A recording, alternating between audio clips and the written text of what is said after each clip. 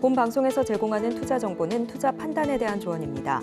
방송에서 제공하는 주식의 가치, 가격 상승 및 하락에 대해서는 방송사에서 보장하지 않습니다. 실시간 정보 브리핑입니다. 먼저 첫 번째 브리핑입니다. 전날 대폭락했던 코스피가 3%대 반등하며 2,520선에서 마감 후 한숨을 돌렸습니다. 다만 장중 기관과 외국인은 매도세로 돌아서면서 상승폭을 제한했습니다. 장중 코스피가 급등하면서 9시 6분경 매수 사이드카가 발동하기도 했습니다. 코스피의 매수 사이드카가 발동된 것은 4년 2개월 만입니다. 두 번째 브리핑입니다. 일본 니케이 지수가 사상 최대 낙폭으로 하락한 이튿날인 오늘 역대 최대 폭으로 상승하며 롤러코스터 장세를 보였습니다. 이날 니케이 지수는 전날보다 10.2% 오르며 장을 마감했습니다. 전날 12.4% 폭락했던 니케이 지수는 개장과 동시에 급 반등해 오전 10시께 거래 시간 기준 역대 가장 큰 폭으로 올랐습니다. 세 번째 브리핑입니다. KCGI가 한양증권 인수를 위한 우선 협상 대상자에 선정된 것과 관련해 국내 신용평가사들은 지원 능력이 부족한 사모펀드가 한양증권의 대주주로 올라서면 신용등급 상향은 기대할 수 없다고 평가했습니다. 오히려 추후 KCGI의 경영 방식에 따라 재무 부담이 커질 수 있어 지금의 신용등급도 모니터링 대상이 될 것이라고 밝혔습니다. 마지막 브리핑입니다. 주가 급락으로 담보가액이 줄면서 반대 매매 위기에 처한 증권 계좌 수가 급증했습니다. 국내 주요 증권사 7곳의 담보 부족 계좌 수는 5일 기준 36,500여 개로 집계됐습니다. 이는 직전 거래일인 지난 2일 13,400여 개에 비해 172.7% 증가한 것으로 하루 만에 근 3배가량 늘었습니다. 일주일 전인 지난달 29일 5,500여 개와 비교하면 약 7배로 불어난 것으로 나타났습니다. 오늘의 급등이 추후 어떻게 펼쳐질지 잠시 후 본 방송 통해 확인하시기 바랍니다. 상한가 수익의 기회를 매일 여러분께 퀵 배송해드리는 상한가 로켓 배송 진행의 장은희입니다. 칼은 두드릴수록 강해진다라는 말이 있는데요. 바로 우리 증시를 보고 하는 말이 아닌가 싶더라고요. 어제 흠씬 두들겨 맞고 오늘은 더 강해진 모습으로 돌아왔습니다. 그중에서도 슈퍼사이클이 도래됐다라는 섹터 쪽은 강한 상승 탄력을 보여줬는데요. 조선 관련 종목들 5조가량의 수주 소식을 받을 수 있을 것이다라는 소식 속에 급등 마감하는 데 성공을 했고 전력 관련주 역시도 역대급 더위가 지속이 되고 있는 데다가 미국 교체 수요도 지속되고 있다라는 소식 속에 상승 마감할 수 있었습니다. 이렇게 오늘 장 정리와 함께 내일장 대응 전략 궁금하다 하시는 분들은 오늘도 저희 방송 끝까지 함께 시청해 주시면 좋을 것 같습니다. 종목 상담 원하시는 분들 많으실 것 같은데요. 02-3153-2642로 전화 주셔도 되고요. 문자 메시지 샵 0082로 보내주시거나 유튜브로도 상담 신청 도와드리고 있습니다. 종목명, 매수가, 비중 알려주시면 됩니다. 본 방송에서 제공하는 정보는 투자 판단에 대한 조언일 뿐 해당 주식의 가치와 수익률을 보장하지는 않습니다. 서울경제TV는 자본시장 통합법을 준수하고 있습니다. 1:1 투자 상담이나 유사 수신 행위 등 모든 불법 사항은 엄중하게 금지하고 있고요. 서울경제TV, 서울경제신문은 당사의 브랜드입니다. 기타 유사 브랜드에 유의하시기 바랍니다. 자, 그렇다면 본격적으로 상한가 로켓 배송 출발합니다.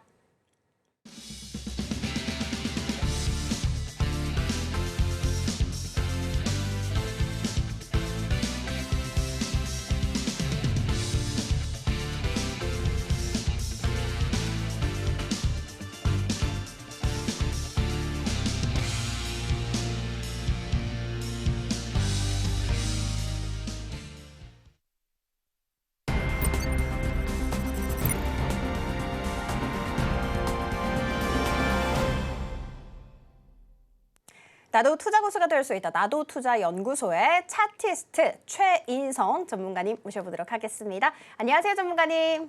네, 안녕하세요. 최인성입니다. 전문가님, 그래도 오늘은 이렇게 활짝 웃으면서 인사를 드릴 수 있어서 좋은 것 같습니다. 사실 미국장이 간밤에 좋지 않았잖아요. 그래서 네. 오늘 장도 좋지 않겠구나 했는데 상당히 좋았습니다. 그런데 전문가님께서 제2의 블랙 먼데이가 찾아올 수 있다라고 예상을 해주시거든요. 그럼 블랙 먼데이 양몽은 또다시 발생을 한다 이렇게 보시는지도 궁금하고, 그리고 우리는 여기에 어떻게 대비를 해야 되는지도 너무 궁금합니다. 첫 번째로 여러분들이 주목해 보셔야 되는 것들은 이 반도체 관련된 이슈였었을 거예요. AI 쪽에서 매출을 만들어낼 수 있는 것은 아직까지는 시기상조다라는 이슈가 있었고, 그리고 미국에서 불어오고 있는 그 내용들 때문에 지금 이렇게 지수가 하락한 것은 아닌가라는 생각을 할 수밖에 없는 대목이 한 가지가 있었습니다. 조금 이후에 대만 각원 차트 보여드리면서 설명을 드릴 텐데요.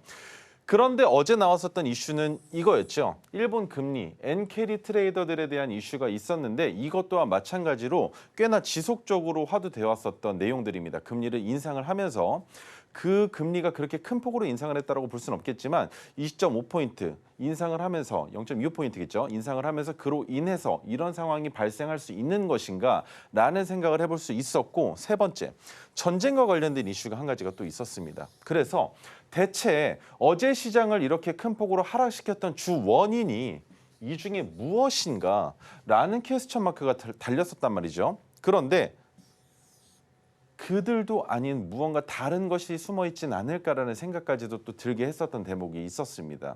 그런데 제가 생각했을 때에는 반도체 쪽에 주목을 더 깊이 했었습니다. 대만 과관 같은 경우에는 어찌됐건 간에 TSMC의 영향을 가장 크게 받는 지수이기 때문에 왠지 니케이보다 더 크게 하락할 수 있는 가능성이 있는 자리에 놓여 있으니 그것으로 인해서 반도체 관련주들의 힘이 많이 빠지는 것은 아닌가, 반도체 죽이기가 아닌가라는 생각이 들었었다라는 겁니다. 그래서 아무리 우리나라 지수가 그리고 니케이가 바닥을 잡고 있는 가격 구간까지 하락을 했다 하더라도 추가적인 하락이 나올 가능성이 매우 높진 않나라는 생각을 했었다라는 것을 어저께 말씀을 드렸는데요. 오늘 시장을 보니 반등을 보여주면서 상승한 종목이 하락한 종목보다 월등히 많은 이 시장을 보니 생각이 조금 바뀌기는 했습니다. 하지만 장중에 우리가 느낄 수 있었던 것은 바로 일본과 관련된 니케이의 지수 상승분에 따라 우리나라도 마찬가지로 변동성 지수가 바뀌어 나갔다라는 거죠. 변동성이 어제 얼마까지 올라갔었습니까? 플러스 130포인트까지 올라갔었죠. 그런데 오늘은 마이너스 5% 가격 구간에서만 놀았다라는 겁니다. 도지까지도 왔었고요. 그렇다면 어제 나왔었던 그 폭락만큼 오늘도 변동성 지수의 변동폭이 커졌어야 정상인데 그런 움직임이 나오지 않았다라는 거. 그래서 아직까지도 저는 더 하락할 가능성이 있진 않을까라는 걱정을 하고 있습니다. 그 이유도 설명을 드리도록 하겠습니다. 자, 그리고 여러분들이 또 꼭 알고 가셨으면 하는 부분이 한 가지가 있어요. 바로 이겁니다. 증권사 담보 부족 사태인데 주가가 와르르 무너졌다. 증권사 담보 부족 계좌 한 달 새에 2배로 급증했다라는 뉴스가 어제 나왔습니다. 어제 나왔습니다. 그런데 8월 2일부터 이미 이 내용은 시장 참여자들에게 알 수 있게끔 뉴스로 계속적으로 나오고 있었던 내용입니다. 자, 그런데 오늘 나온 것. 폭락장의 반대 매매까지 담보 부족 계좌 하루 만에 3배로 급증했다. 이상하죠? 왜일까요? 어제보다 지수도 올랐고 개별 종목들의 주가도 올라갔는데 담보 부족 계좌가 3배나 증가를 했다라고 합니다. 자, 그러면 여기에서 우리가 지난주 금요일부터 화두로 잡았었던 게 뭐였습니까? 금요일 날 매수한 투자자들 그리고 그 이전에 매수한 투자자들 기준으로 했을 때 아무래도 가장 큰 하락폭이 나왔지만 지수가 받쳐졌었던 건 금요일이니까, 그러면 금요일 날 매수한 투자자들은 월요일, 화요일까지 가지고 있을 수 있을 뿐 수요일에 청산이 나간다고 말씀을 드렸죠. 그런데 월요일날 진입하신 분들 오늘 수익 구간이니까 괜찮긴 하겠습니다만 이들 또한 마찬가지로 목요일날 있을 옵션 만기에서는 아직 여유롭지 못할 거라는 생각을 합니다. 그래서 7개 주요 증권사 담보부족 계좌가 36,600개다. 일주일 새 약 7배로 주가 급락의 자산 가액이 줄어들면서 담보 비율이 미달로 나왔다라는 거죠. 그럴 만하죠. 오늘 아무리 웃는 날이라고 해도 웃을 수가 없습니다. 왜 웃을 수가 없느냐? 그런 얘기들을 합니다. 주변의 트레이더들한테 얘기를 해보면 어제는 차라리 그냥 망치로 머리 한 대 맞고 자는 게 낫다. 그냥 잠들고 오늘 깨어났으면 조금 사람이 심리적으로 좀 여유롭지 않았을까. 어제는 장중에 별의별 생각이 다 들었답니다. 야, 이걸 던져야 돼, 말아야 돼, 추가 매수를 해서 비중을 높이더라도 평균 단가를 낮춰놔야 돼, 어떻게 해야 돼, 이거 더 빠지면 큰일인데 라고 하면서 하는 얘기가 거의 대부분 그거였습니다. 아무리 반도체 쪽 이슈가 아니라고 생각을 한다 하더라도 역시나 불안 심리는 가지고 있었다라는 거죠. 자, 그다음 또 한 가지. 증권사 담보부족 계좌가 늘어나면서 주가가 하락하면서 주요 증권사의 담보부족 계좌 수가 한 달 사이 2배 가까이 증가한 것으로 집계가 됐는데 5일 NH투자증권과 한국투자증권 그리고 삼성증권 하나증권에 따르면 지난 2일 기준 담보부족 계좌가 17,000개 정도로 집계가 됐었는데 지난 2일 8,953개에서 89.88%나 늘어났다라고 하죠. 한 달 만에 약 2배 가까이 증가됐다라는 것. 그렇다면 역시나 아직까지 우리들한테 가장 큰 문제거리가 되는 건 이 담보 부족 계좌들. 반대 매매가 나갈 때 그것을 누가 받쳐줄 거냐라는 게 가장 큰 이슈입니다. 받쳐주지 못한다면 더 큰 폭의 하락을 보여줄 수 있는데 그렇다면 담보 부족이 무엇이냐? 담보 부족 계좌는 투자자의 총 자산과 투자를 위해 증권사로부터 빌린 자금의 비율이 증권사가 정한 담보 비율보다 낮아진 계좌를 일컫습니다. 그렇다면 증권사 입장에서는 어떻게 해야 되겠습니까? 증권사가 손해를 보지 않기 위해선 담보 비율까지 내려갔을 땐 강제 청산을 해야만 합니다. 자, 투자자가 기한 내에 돈을 채워 넣으면 담보 부족을 면할 수 있지만 그렇지 못하면 증권사가 주식을 강제로 처분해 자금을 회수하는 반대 매매에 직면한다라는 게 아직까지도 우리에게 처해져 있는 국면입니다. 그런데 저는 오늘부터 반대 매매가 시작될 것으로 예상을 했습니다. 언제까지 이 예상을 했느냐? 아침 6시까지 그 예상을 했습니다. 다우존스가 얼마나 빠졌는지 여러분들 보셨죠? 물론 나스닥과 비교를 해봤을 땐 뒤늦게 빠졌기 때문에 그래도 좀 괜찮지 않을까라는 생각을 했지만 필라델피아 반도체 지수 또한 마찬가지로 어려운 상황에 놓여 있었기 때문에 반도체라는 섹터를 우리가 무시할 수 없었다는 겁니다. 지난 2일 기준입니다.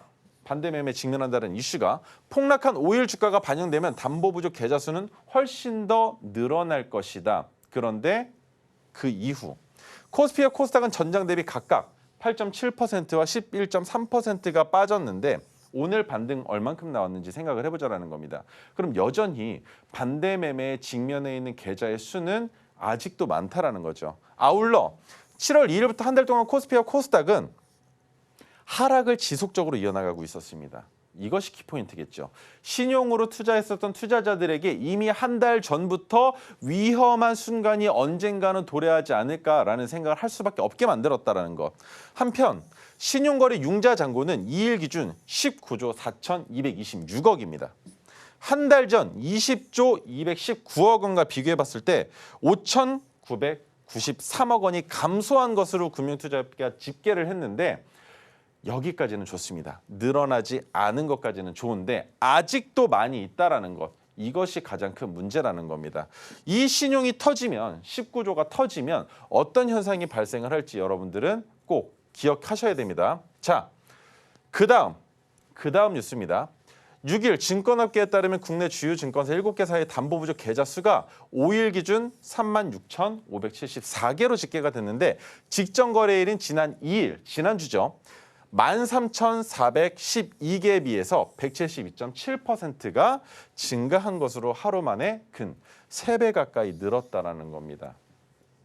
오늘 반등이 절대 기쁜 위치가 아니라는 걸 기억을 하셔야 됩니다. 하지만 반대 매매가 나왔음에도 불구하고 오늘 밤 미국 증시 상황이 개선이 되고 또 오늘 오후 3시부터 있었던 BOJ의 이슈가 있었죠. 거기에서 어떤 회의 기록이 나오는지에 따라서 상황은 바뀔 수 있다는 겁니다.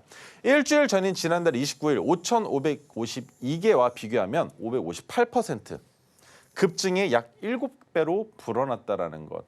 지속적으로 지금 뉴스를 보여드리는 내용들이 결국 의미하는 게 무엇이냐면 언제든 반대 매매가 나올 수 있다. 그렇다면 그 반대 매매를 누군가 받아주지 않는다면 매우 큰 하락이 나올 수 있다라는 것 기억하시면 좋을 것 같고요. 자, 다음으로 넘어가겠습니다.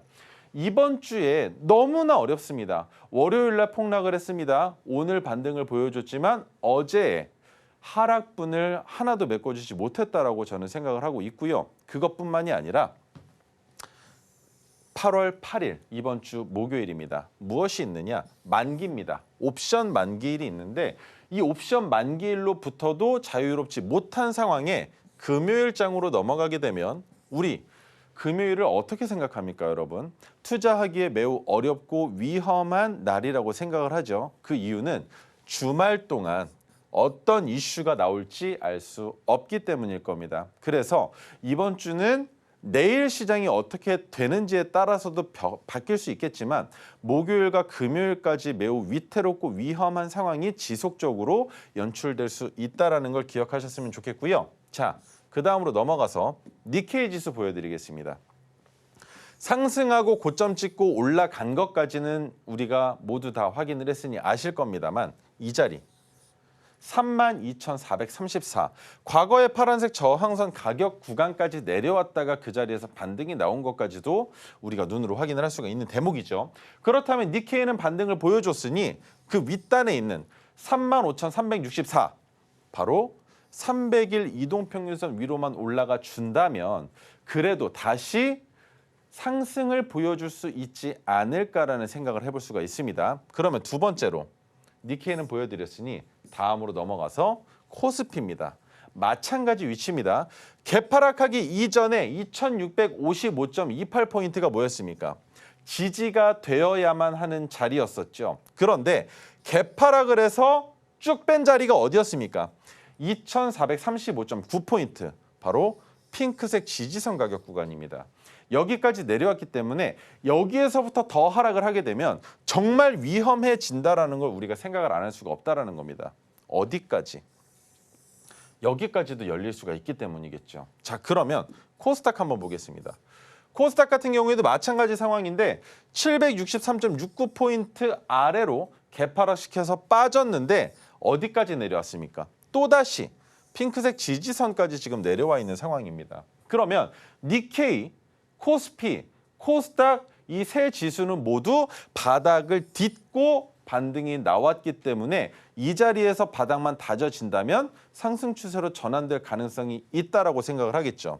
그런데 저는 어제 본 것이 이게 아니었습니다. 대만각원을 봤었던 거죠. 대만각원의 위치가 어떻습니까? 300일 이동평균선까지 내려오지도 않았고 그렇다고 윗단에 있는 지지가 되어야 되는 자리가 오늘은 지켜졌지만 어제 이탈됐다라는 것.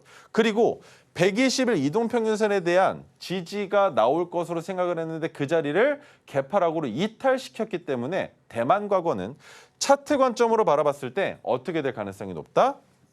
올라갔다가 내려오면 기술적 반등이 나왔다가 추가적인 하락이 나올 수 있다는 관점을 봐야 된다는 겁니다.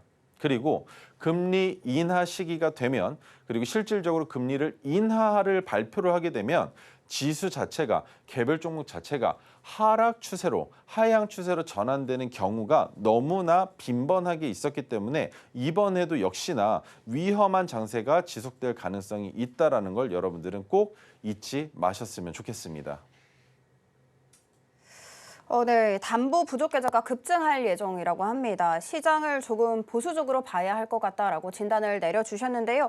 사실 어제의 블랙 먼데이는 우리가 차마 대비를 못했잖아요. 그런데 제2의 블랙 먼데이는 우리 전문가님과 함께 하시면서 철저하게 대비를 잘 해보시면 좋을 것 같습니다.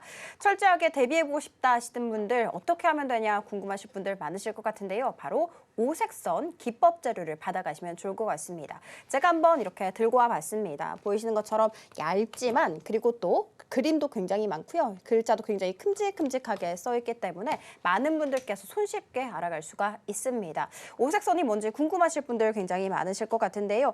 오색선은 언제 사야 하는지, 언제 팔아야 하는지 하는지 알아갈 수 있는 내 HTS의 나침반 역할을 해주는 것이다라고 생각해 주시면 좋을 것 같습니다. 자, 그리고 네 종목 지금 바로 우리 전문가님께 내일 어떻게 대비해야 하는지 상담 직접 받아보고 싶다 하시는 분들 많으실 것 같은데요. 그런 분들은 02-3253-2642로 전화 주셔도 되고요. 문자 메시지 샵 0082로 주시거나 유튜브로도 상담 신청 도와드리고 있습니다. 자, 그러면 상담으로 이어가 보도록 하겠습니다. 먼저 첫 번째 상담은 유튜브로 들어왔습니다. 대덕전자였고요. 매수가는 25,000원에 비중은 현재 20%가량 찍고 계십니다. 오늘 19,000원대 종가를 형성해서 마음이 많이 아프실 것 같은데 어떻게 대응해야 할지 부탁드립니다. 라고 코멘트도 남겨주셨습니다. 전문가님 어떻게 해야 될까요? 첫 번째로 볼 수 있는 건 대덕전자도 마찬가지로 스마트폰 관련주로 연결이 되어 있죠. 그렇기 때문에 충분히 반등을 보여줄 수 있다가 아니라 이제 곧 애플의 출시로 인해서 주가가 상승할 것이다라는 생각이 지배적인 종목 중에 하나였습니다. 그런데 600일 차트상의 저점을 어제 이탈한 상황이기 때문에 추가적인 하락이 나온다면 17,500원을 이탈할 때는 손절하셔야 됩니다. 손절하시고 다시 진입을 하셔야 된다고 설명을 드릴 수가 있는데요. 그 이유를 말씀드리겠습니다. 자, 지금 이 17,500원이라는 가격 구간은 근거가 없는 자리입니다. 추가적인 하락이 나올 수밖에 없는 자리라는 거죠. 그렇다면 어디까지 내려갈 가능성이 있겠느냐라는 걸 봤을 때 그 아랫단에 있는 여기 있는 핑크색 지지선 아래에서 다시 진입하시는 게 맞다라는 겁니다. 그렇다면 얼마나 더 내려간 자리인지 같이 한번 체크를 해보도록 하겠습니다. 핑크색 지지선의 가격은 15,400원입니다. 그렇다면 15,400원에 선을 그어봤을 때 얼마 차이 납니까? 17,500원과 비교를 해봤을 때도 대략적으로 10% 정도 더 하락할 가능성이 있다. 그런데 그 10%가 하락한 가격 구간에서 주어 담아야 되는데 한 번에 물량을 실어서는 안 된다는 겁니다. 아직까지 애플에서 신작 발표에 대한 이슈 한 달 넘게 남아 있습니다. 그리고 8월 달 너무나 어려운 장세가 이어질 가능성이 있다고 설명을 드렸기 때문에 17,500원을 이탈한다면 손절하시고 15,400원 아랫단에서 비중을 하루에 1%씩 다시 담으시는 게 좋겠습니다. 그렇게 담으셨을 경우에는 반등이 나오면서 목표 가격을 지금 보유하고 계신 25,000원으로 잡으셔도 큰 수익을 만드실 수 있으실 거고요. 그 아랫단에 저항을 받는 가격 구간이 또 존재합니다. 그래서 2만 원 위로 올라갔을 때부터 분할익절을 진행하시면 된다는 관점 첫 번째. 그리고 두 번째는 어제 만들어진 저점이 17,500원을 이탈하지 않는다면 여전히 추세가 살아있다는 관점으로서 내 본전 가격 위로 올라갈 때 그때부터 수급이 어떤 식으로 보여주는지 그 동향을 파악하시면서 29,000원까지 목표가를 잡으셔도 괜찮다라는 의견 드리도록 하겠습니다. 네, 17,500원을 이탈했을 때는 손절을 해주시고요. 15,400원 아래에서 재진입을 하라라고 알려주셨습니다. 정말 한치 앞에 시장이 어떻게 흘러갈지 예상을 하는 게 의미 있나 싶을 정도로 너무나도 급변동을 겪고 있는 시장입니다. 그래서 시장 대응하는 게 너무 힘들다 하시는 분들 있으실 것 같은데요. 그럴 때일수록 우리 뒷배 같은 전문가님과 함께 하시면 든든할 것 같습니다. 자, 그리고 우리 전문가님께 직접 내일 내 종목 어떻게 해야 될지 상담 한번 받아보고 싶다 하시는 분들 많으실 것 같은데요. 그런 분들은 02-3153-2642로 전화 주셔도 되고요. 문자 메시지 샵 0082로 그리고 혹은 유튜브로도 상담 신청 도와드리고 있습니다. 종목명 매수가 비중 알려주시면 됩니다. 자, 그러면 다음 상담 이어가 보도록 할게요. 안녕하세요, 시청자님. 네, 안녕하세요. 네, 혹시 고민되신 종목 있을까요? 네, SK 이터닉스. 네, 매수가 비중은 어떻게 되실까요? 네, 24,400원에 10%요. 아, 네. 24,400원에 10% SK 이터닉스 있는데 오늘 20% 상승했음에도 불구하고 지금 손실 구간에 계십니다. 이 종목 어떻게 해야 될까요? 네, 안녕하세요. 네, 안녕하세요. SK 이터닉스를 매수하신 이유가 어떻게 되실까요? 저는 신재생인가? 네. 그, ESS 관련주라는 뉴스를 보고 진입을 하신 거예요? 예. 자, 그런데 제가 방송에서 계속적으로 말씀드리는 게 이거예요. 신규 상장주잖아요. 예. 오늘로서 88거래일밖에 안 된 종목인데 이렇게 신규 상장된 종목들의 위험성을 우리는 꼭 알고 가야 된다는 거예요. 왜냐? 저점이 어딘지, 고점은 어딘지 그리고 적정 주가가 어느 가격 구간인지에 대한 그 판단할 수 있는 방법이 없다라는 거죠. 지금 보면 시가총액이 4,689억이에요. 제가 보여드릴게요. 자, 네. 기업 분석을 같이 봐야 되는데 기업 분석 한번 보겠습니다. 얼마나 위험한 자리인지를 설명을 드릴 건데 자, 아래쪽으로 내려보면 지금 나오는 게 없어요. 보통 신규 상장주라 하더라도 우리가 상장되기 전에는 얼만큼 벌었었습니다. 그래서 이번에도 얼마 벌 겁니다. 그리고 올해부터는 어떻게 벌어들일 겁니다라는 내용이 나오는데 그런 것 없이 어떻습니까? 2024년에는 매출이 2,339억 정도를 만들 수 있을 것이고 영업이익은 260억 정도를 벌어들일 수 있는 기업입니다. 그렇게 할 수 있을 겁니다라는 내용이 나왔지만 정작 1분기 때 나왔었던 매출액은 48억에 영업이익이 4억밖에 안 돼요. 그렇다면 여기서 아무리 좋게 따져줘도 늘어나서 매출액이 대략적으로 500억 정도가 찍히고 영업이익이 4억이 아니라 50억 정도가 찍힌다라고 해도 지금 현재 시가총액은 매우 크다라고밖에 생각할 수 없다라는 거죠. 그래서 지금 어제 손절은 안 하셨지만 그래도 한 가지 기억하셔야 되는 건 자, 주가가 내려올 때 이탈해서는 안 되는 자리는 과거 시점입니다. 16,650원의 선을 한번 그어볼게요. 네. 이 자리를 이탈해서는 안 되는데 이탈이 됐죠. 어제. 네. 그런데 지금 오늘 종가가 16,650원 위로 올라와 있지 않습니까? 네. 그래도 어제의 저점인 12,800원을 이탈한다면 이 종목은 적정 주가가 10,000원 초반 그 아래가 될 수 있다고 생각을 해야 돼요. 그렇기 때문에 절대적으로 손절해야 되는 자리는 저점까지 갈 필요도 없습니다. 9,880원까지 갈 필요도 없고요.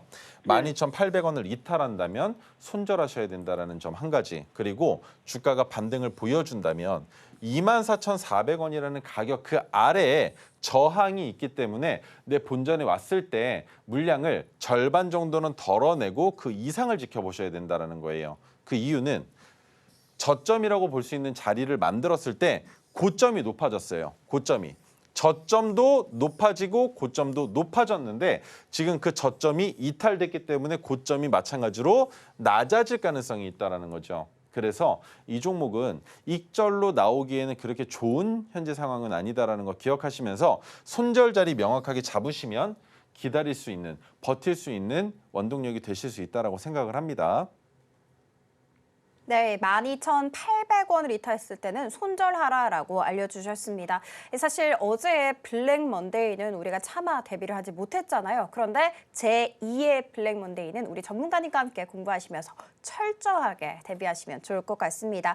철저하게 대비해보고 싶다 하시는 분들 많으실 텐데요. 그런 분들은 하단 참고하셔서 지금 현재 오색선 바탕으로 해서 다 가져가고 있습니다. 그리고 드리고 있기 때문에 이것까지 꼼꼼하게 챙겨가시면 좋을 것 같습니다. 자, 그리고 네 종목 지금 바로 상담 한번 받아보고 싶다 하시는 분들 많으실 것 같은데요. 그런 분들은 02-3253-2642로 전화 주셔도 되고요. 문자 메시지 샵 0082로 알려주시면 됩니다. 자, 그러면 다음 상담 이어가 보도록 하겠습니다. 문자 상담으로 들어왔고요. 종목명은 셀트리온입니다.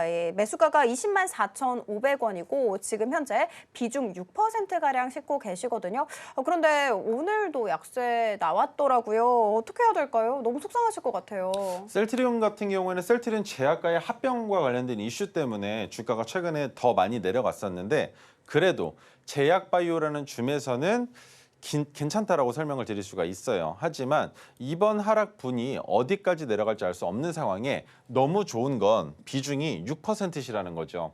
추가 매수도 가능하신 상황이라는 겁니다. 그렇다면 셀트리온의 적정 주가로 볼 수 있는 건 15만 원대가 바닥 그리고 20만 6천 원 정도가 저항이라고 볼 수 있는데 지금 평균 단가가 비슷한 위치에 계시지 않습니까? 그렇다면 저라면 300일 이동평균선 이탈하고 바닥으로 흘러내리는 거 보면서 15만 원 부근에 온다면 동일 비중 추가 매수해서 내 본전이 올 때 익절이 아니라 추가적으로 상승을 보여줄 때 박스권 상단으로 올라갈 때 익절하는 전략을 구사할 것 같습니다.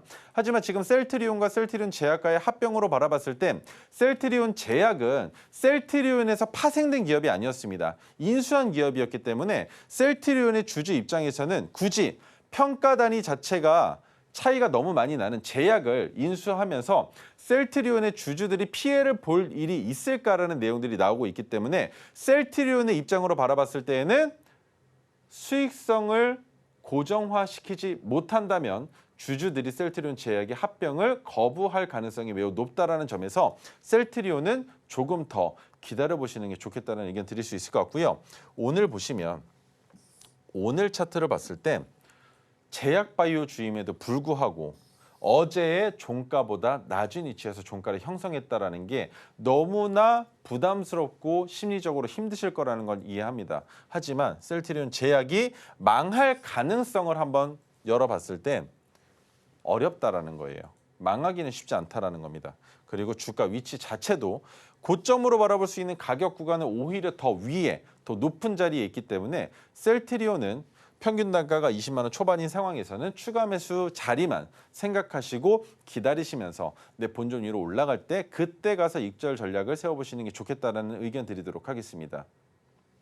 네, 15만 원 깨가 왔을 때 동일 비중을 추가 매수하시고요. 그리고 나서 익절하라라고 알려주셨습니다.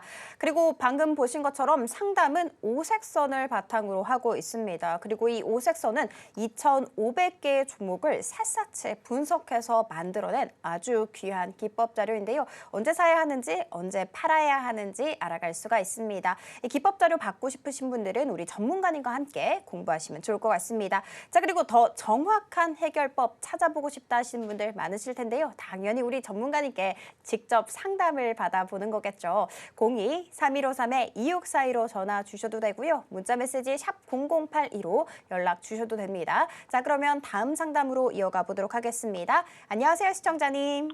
예, 수고하십니다. 안녕하세요. 네, 감사합니다. 혹시 고민되시는 종목 있을까요? 종목은 한국 BNC이고요. 네, 그러면 매수가 비중은 어떻게 되실까요?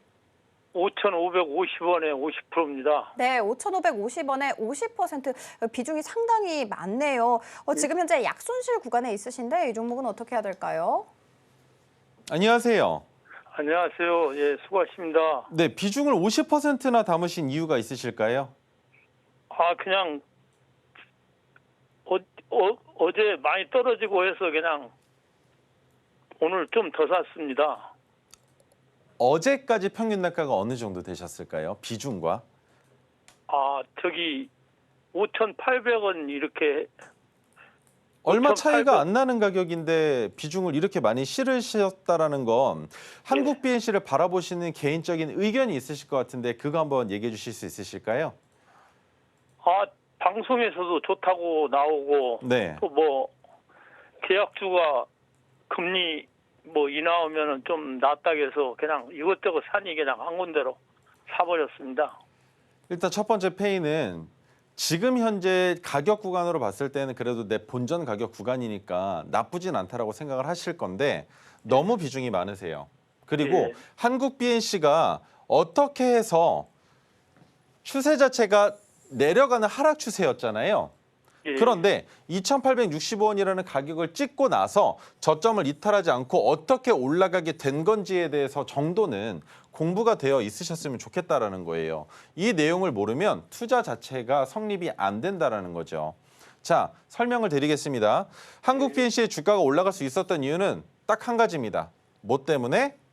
영업이익이 적자에서 흑자로 전환됐다라는 것 때문에. 그래서 작년 3분기 그리고 4분기 때 연속적으로 흑자가 나오니 그 다음에 한국 BNC의 주가가 올라갈 가능성이 생겼는데 그 이유는 뭐였습니까? 영업이익이 적자를 기록하고 있었다라는 내용 때문이었죠. 그런데 그것이 흑자로 전환되면서 차트상의 위치를 보세요. 자, 2024년이 여기입니다. 그렇다면 지금 이 가격 구간에서 적자를 벗어나고 흑자로 전환이 됐으니 한 번 더 발표가 나오면 충분히 시세를 올릴 수 있는 종목이 되었겠죠. 그 상황에서 올라간 자리를 같이 한번 보겠습니다. 여기까지만 한번 볼까요? 자, 올라간 시점이 어디입니까? 2월 지나서부터 상승을 했죠. 어떤 이슈? 비만 치료제 관련된 이슈로 주가가 올라간 종목이잖아요. 예. 그러면 상승 추세로 전환된 거는 맞아요. 하지만 여기에서 다시 한번 돌려 세워서 9,410원이라는 가격을 넘어가지 못하면 그리고 지금 현재 상황 어떻습니까? 제약 바이오 중에서 비만 치료제들은 대부분이 다 올랐습니다. 라파스부터 시작해서 대봉에레스, 펩트론 다 올라갔어요. 거의 대부분의 종목들이. 근데 왜 혼자 못 올라가고 있었냐라는 게 가장 큰 의문점입니다. 그런 상황이기 때문에 5,550원 위 얼마겠습니까? BEP가 되는 가격이 5,600원이 되겠죠. 5,600원에서 다른 욕심 버리시고 주가 올라갈 거에 대한 기대감 버리시고 지금 비중 50%에서 못해도 30% 정도는 정리를 하시고 20%만 들고 계셨으면 좋겠어요. 지금 시장이 어떻게 올라갈지 모르는 상황에 시간의 단위가 한번 보겠습니다. 어느 정도의 변동성을 보여주고 있는지. 시간의 단위가에서는 별로 큰 폭의 변동성이 없기 때문에 그렇다면 오늘 저녁 미국에서 크나큰 악재가 나타나지 않는 이상 내일 시초가도 비슷한 자리에서 시작할 가능성이 있다라는 것. 그렇다면 비중이 50%라는 건 너무 많다. 비중 50%는요. 삼성전자 같은 대기업들 그리고 무너지지 않을 기업들에 투자할 수 있는 비중이지 지금 한국 BNC처럼 과거 시점 한번 볼게요. 이 종목의 적정 주가가 얼마였었는지 같이 한번 보자라는 거예요. 여기까지 한번 보겠습니다. 자, 그러면 생각이 바뀌실 겁니다. 여기까지 봤을 때. 평균 단가가 얼마인가요? 이 종목의 평균 단가가. 고점을 돌파하기 직전까지 바라봤을 때 3,000원대예요. 그런데 지금 5,000원대면은 그래도 조금 많이 높다라고 생각을 할 수밖에 없는 거고 그다음 한 가지 더. 고점까지 주가가 올라갔다가 금세 내려왔죠? 그 가격 구간까지. 왜 내려왔겠습니까? 내려오면서 왜 가격이 2,000원대까지 다시 내려갔는지를 고민해보자라는 거예요. 그렇기 때문에 한국 BNC의 적정 주가는 3,000원대로 보는 것이 맞고 지금 비중 너무 많으시기 때문에 주가가 내려갔다가 다시 올라올 가능성은 매우 높겠지만 내려갈 때 추가 매수할 수 있는 그 자금을 만들어 놓지 않는다면 너무 힘든 세월을 보내실 수밖에 없다는 걸 기억하시면서 내가 본전 가격, 그래도 세금과 재세금은 제외시킨 가격인 5,600원에서 물량을 절반 이상 덜어놓고 그 다음 상승이 나올 때 익절을 고민해 보시는 게 좋겠습니다. 네, 5,600원에서 절반 이상 매도하라라고 알려주셨습니다. 어제 블랙먼데이는 사실 우리가 차마 대비를 못했잖아요. 그런데 앞으로 제2의 블랙먼데이가 올 수도 있다고 합니다. 이 시기에는 꼭 우리 전문가님과 함께 철저하게 대비를 잘 하셔야겠죠. 철저하게 대비해보고 싶다 하시는 분들은 하단 참고하셔서 우리 전문가님의 기법 자료 5색선까지 꼼꼼하게 챙겨가시면 좋을 것 같습니다. 자, 그리고 지금 네 종목 내일 당장 급등락하는 장 속에서 어떻게 대비를 해야 되는지 도저히 답이 없다 하시는 분들 많으실 것 같은데요. 그런 분들은 02-3153-2642로 전화 주셔도 되고요. 문자 메시지 샵 0082로 보내주셔도 됩니다. 자, 그러면 다음 상담 이어가 보도록 하겠습니다. 문자 상담으로 들어왔고요. 종목명은 제주은행입니다. 매수가는 13,000원이고요. 비중 현재 25% 싣고 계십니다. 오늘 종가가 한 9,000원대로 끝이 났습니다. 전문가님, 이 종목 어떻게 해야 될까요? 제주은행 같은 경우에는 그래도 반등 기조로 보여줬었던 자리가 있고 또 기업 분석이 나옵니다. 이 기업이 어떤 기업인지. 지금까지 제주 지역 경제에서 중추적인 역할을 담당해오고 있었던 지방은행이라고 나와 있죠. 그렇기 때문에 제주은행은 반등을 보여줄 가능성이 있지만 금리가 인상될 때 더 큰 수혜를 받는 종목이라는 점에서 금리 인하가 다가오고 있는 만큼 추가적인 하락도 생각을 안 할 수가 없다라는 겁니다. 그래서 지금 이제 주가의 위치가 어떻게 보면 적정하다, 적당하다라고 생각하는 자리에서 진입하셨다고 말씀을 하시겠지만 과거 시점부터 봤을 때는 적정 주가라고 볼 수 있는 판단의 근거는 없습니다. 오히려 7,000원 후반대라면 적정 주가라고 판단을 할 수가 있겠죠. 그 이유는, 근거는 과거 시점부터 보는 겁니다. 이 종목이 어느 가격 구간에서 놀았던 종목인지를 판단을 해보자라는 거죠. 그런데 주가가 급등하고 내려앉았다가 기술적 반등을 보여주면서 추가적인 하락이 나오고 있다면 우리가 할 수 있는 건 본전에서 탈출밖에 없다라는 것만 기억하시면 좋을 것 같습니다. 추가적인 매수를 한다라고 했을 땐 비중이 동일 비중으로 진입을 하실 수 없기 때문에 주가를 낮추는 데에도 분명히 리스크가 있다라고 판단을 하면서 기다리시면서 본전에서 정리하는 방법. 한 가지는 추가적인 하락이 나오게 될 경우에 너무 크게 빠졌을 때 제주은행이 가지고 있는 기업의 가치가 만들고 있는 영업이익이 증가되는지 확인하시면서 그것과 같은 톱니바퀴를 굴리시면서 추가 매수를 진행하셔야 된다는 거 기억하시면 좋겠습니다. 네, 기다렸다가 본전에서 탈출하라라고 알려주셨습니다. 자, 그러면 빠르게 다음 상담으로 넘어가 보도록 하겠습니다. 안녕하세요, 시청자님. 네, 안녕하세요. 네, 혹시 고민되시는 종목 있을까요? 네, 삼천명제약이요. 아, 네, 그러면 혹시 매수가 비중은 어떻게 되실까요? 네, 6만 원 20%요. 6만 원에 20% 싣고 계십니다. 오늘 종가가 15만 원대입니다. 전문가님, 이 종목 어떻게 해야 될까요? 네, 안녕하세요. 네, 안녕하세요. 어떤 부분이 궁금하실까요? 지금까지 안 되는데 너무 빠져가지고, 네. 네, 어떻게 해야 될까? 추가 상승에 대한 기대감은 있을 수 있겠지만 삼천당 제약은 최근에 이슈도 있었고 문제도 좀 많이 있었잖아요. 그래서 너무 많이 올라가는 것에 대한 기대감은 없겠지만 위아래로 딱 잡아놓으세요. 내가 여기까지 내려오면 익절, 이 가격까지 오면 손절이라는 가격을 잡아놓으시는 건데 18만 1,800원이 익절 자리입니다. 그리고 12만 8,800원까지 내려오면 추세가 전환되는 자리예요. 언제부터 올라간 추세냐를 같이 한번 보자라는 건데 올라갔다가 저항을 받고 이 자리에서 지금 머물고 있잖아요. 그러면 저는 지금 이 자리에선 비중 10% 정도, 절반 정도는 덜어내셔도 괜찮다라고 생각을 해요. 왜? 올라가면 좋겠지만 내려갈 것에 대해서도 생각을 안 할 수가 없다라는 거죠. 지금 방금 전에 설명했었던 종목군들의 위치가 어땠습니까? 주가가 올라갔다가 전부 다 내려오고 있잖아요. 그러면 그 자리들과 비슷한 위치라고 생각을 해봤을 때 자, 삼천당 제약은 제주은행도 마찬가지로 고점까지 올라갔다 그대로 내려왔죠. 또 한 가지, 방금 전에 또 설명드렸던 한국 BNC도 어땠습니까? 똑같이 올라갔다가 내려왔지 않습니까? 그래서 삼천당 제약도 마찬가지로 지금 이 자리에서는 절반 정도는 익절을 하시고 이 가격 찍어 드릴 거예요. 이 가격을 이탈하면 절반 정도는 익절하시고 남은 물량 아래로 내려오면 12만 8,800원에서 최종 익절 그리고 18만 1,800원이라도 최종 익절 혹은 절반 정도 파시고 5%만 들고 더 큰 상승을 기대해보자라는 관점을 만들 수가 있어요. 자, 그래서 마지막으로 가격 안내해드리겠습니다. 이 가격 얼마? 15만 1,200원입니다. 15만 1,200원 잡아놓고 보니까 어떻습니까? 지금 현재 어제도 깨려고 했지만 깨지지 않았었던 가격이라는 걸 한눈에 확인할 수가 있죠. 그 근거 자리가 있었기 때문이다. 그래서 15만 1,200원까지 내려온다면 15만 1,200원을 이탈하는 종가가 나타난다면 비중을 절반 정도는 덜어내시는 게 현명한 투자가 되실 수 있다는 거 말씀드리도록 하겠습니다.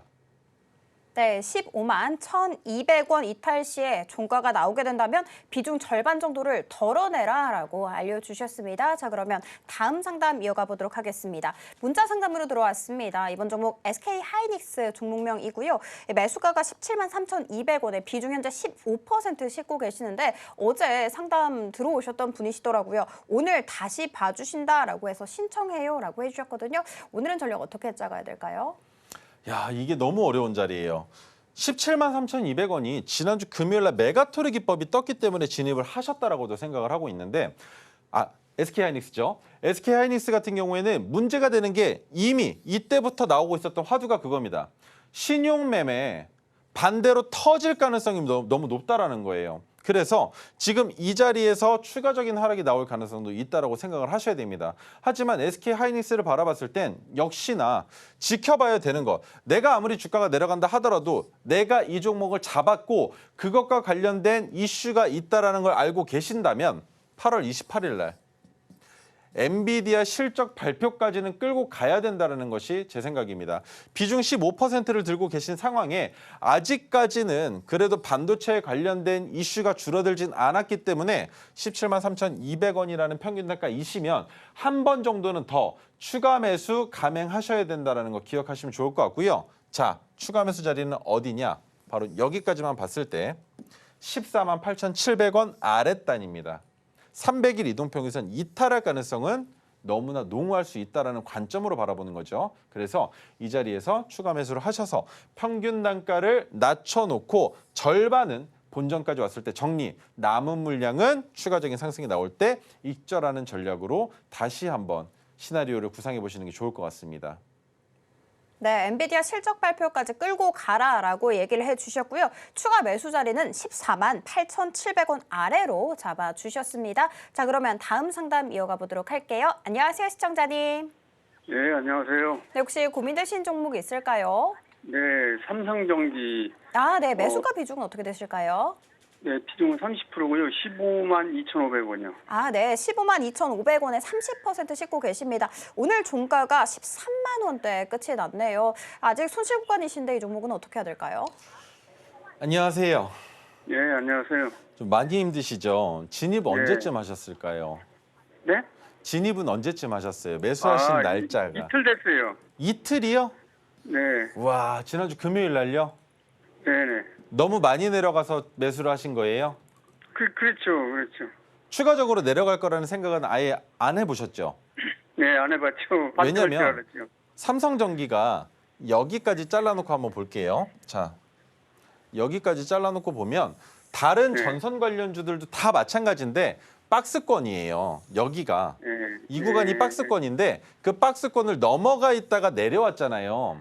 그러면 네. 우리가 생각해야 되는 건 여기에서 진입을 할 때 내가 주가가 더 내려가면 추가 매수까지도 할 수 있겠구나라는 생각을 가지고 물량을 많이 실으시면 안 되는 자리였다라는 거죠. 그리고 지금 제가 봤을 땐 마찬가지로 신용이 터질 수 있는 종목입니다. 그래서 신용이 터지게 될 경우에는 주가가 더 큰 폭으로 하락하면서 바닥 구간까지 내려갈 가능성이 있기 때문에 전량 손절은 아니겠지만 어제 나왔었던 저점 있죠? 13만 2,700원. 이 자리 이탈하는 종가 나타나면 비중을 절반 이상은 덜어내셔야 돼요. 이해가 되세요? 네, 네, 절반 이상 덜어내시고 주가가 어디까지 더 내려가는지 확인하시고 덜어냈었던 것을 다시 추가 매수하셔서 어떻게 한다? 평균 단가를 낮춰놨으니까 올라갈 때 분할 익절로 정리를 하면서 손절했었던 그만큼을 다시 익절로 채우자라는 전략을 드릴 수 있을 것 같아요. 네. 네, 13만 2,700원 이탈 시에 비중 절반 이상을 덜어내라라고 얘기를 해주셨습니다. 자, 그리고 상담 다음으로 이어가 보도록 하겠습니다. 안녕하세요, 시청자님. 여보세요? 아, 네, 혹시 고민되신 종목 있을까요? 네, 사조대림이요. 아, 네. 그러면 매수가 비중은 어떻게 되실까요? 네, 거의 뭐 99%고요. 아, 네. 매수가는 어떻게 되실까요? 네, 9만 원이요. 아, 네, 알겠습니다. 당장 여쭤봐야 될 것 같습니다. 전문가님, 이 종목 네네네. 어떻게 해야 될까요? 한 가지만 여쭤볼게요. 네, 비중이 지금 거의 100%시잖아요. 네네네. 근데 이 높은 자리에서 진입을 하시게 된 이유가 어떻게 되실까요? 주식을 잘 모르는데요. 네. 이제 신랑이 네. 이제 통장에 돈이 이제 있는 것보다는 이제 사조대림 그때 뭐 갑자기 팍 올라갔잖아요. 네. 예, 그런 이슈를 보면서 이제 조금 장기를 보자 그런 식으로 해서 이제 투자를 했는데 뭐 넣자마자 바로 떨어지더라고요. 네. 근데 그거를 하고 나서 이제 주식이라는 거 조금씩 보다 보니까 분할 매수라는 걸 해야 되는데 그냥 한 번에 너무 무리하게 들어간 것 같아서 지금 어떻게 해야 되나 싶어서요. 지금 어떻게 보면 이렇게 설명을 드리면 이해가 되실지 모르겠는데 네, 32평짜리 아파트가 네, 처음에 신축했을 때 네, 3억이었어요. 근데 네네네, 그 앞에 지하철도 들어오고 못도 들어온다고 해가지고 가격이 네. 프리미엄이 붙어서 15억이 된 거예요. 네네네. 그래서 샀더니 갑자기 쓰레기 매립장이 들어온대요. 그래서 네. 다시 내려가는 경우거든요. 네. 근데 주식에서는 이런 네. 경우가 너무나 많아요. 올라가잖아요. 네, 고스란히 다 내려옵니다. 고스란히 다 내려와요. 네, 이해가 되세요? 네네네. 그래서 제가 얘기할 수 있는 건 딱 한 가지입니다. 자, 네. 내일 시장 어떻게 될지 몰라요. 모레, 네. 금요일 어떻게 될지 모릅니다. 하지만 이번 주 금요일 날까지 이 가격, 이 두 가격 중에 한 가지 충족하지 못하면 정리를 해야 된다인데 첫 번째, 네. 파란색 저항선의 가격은 61,600원입니다.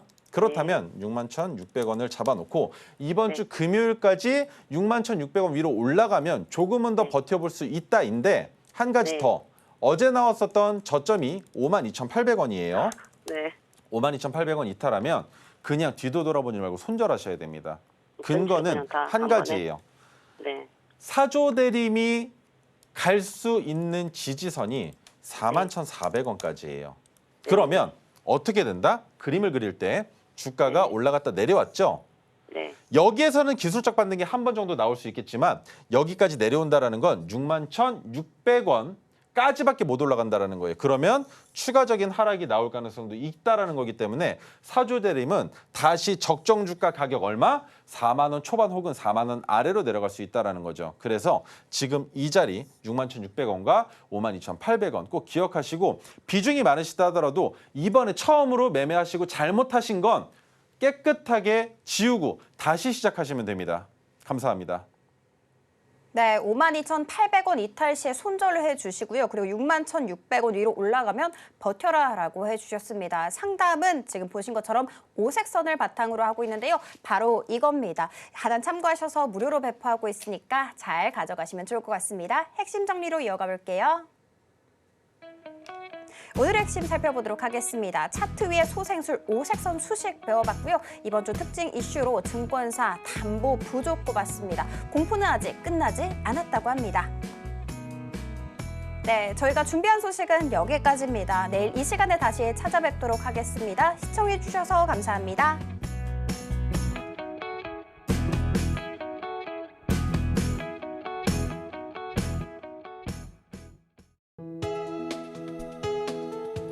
본 방송에서 제공하는 투자 정보는 투자 판단에 대한 조언입니다.